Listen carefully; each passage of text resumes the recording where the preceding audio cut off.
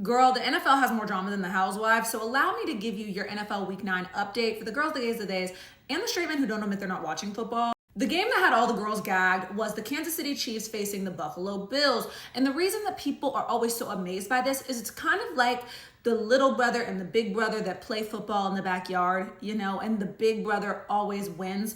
But sometimes he lets the little brother win, right? But when it really counts, the big brother gonna win. But here's the thing, right? The big brother can only be big brother for real for so long. The little brother's gonna grow up, he's gonna learn some things, and then there's gonna really be competition between the two. And that's what we saw the other night.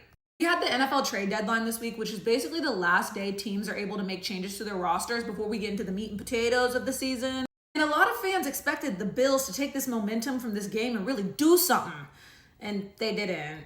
The Carolina Panthers are so bad that people want them to be good because they feel so bad for them.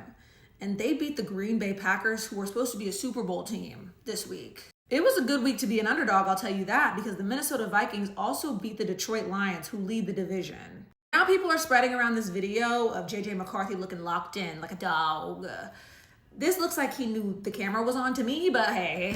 Arizona Cardinals beat the Dallas Cowboys on Monday Night Football with their backup quarterback playing. Their starting quarterback has a little foot injury. It's not season ending. However, a lot of people think his time in Arizona is over because everybody seems so much happier with the new guy. The Pittsburgh Steelers handed Indianapolis their second loss on the season, getting in on the underdog winning action. The Chicago Bears beat the Bengals. You know that kid that never tells their mom that they have a project due tomorrow until 8 p.m. the night before? I mean, your mom is settling in bed. Everybody's like, okay, it's a relaxing night. And then you're like, Mom, I need a poster board. I have a project due tomorrow at 8 a.m. And she goes and she gets the poster board, but it always turns out great, even though it was at the last minute. That's the Denver Broncos.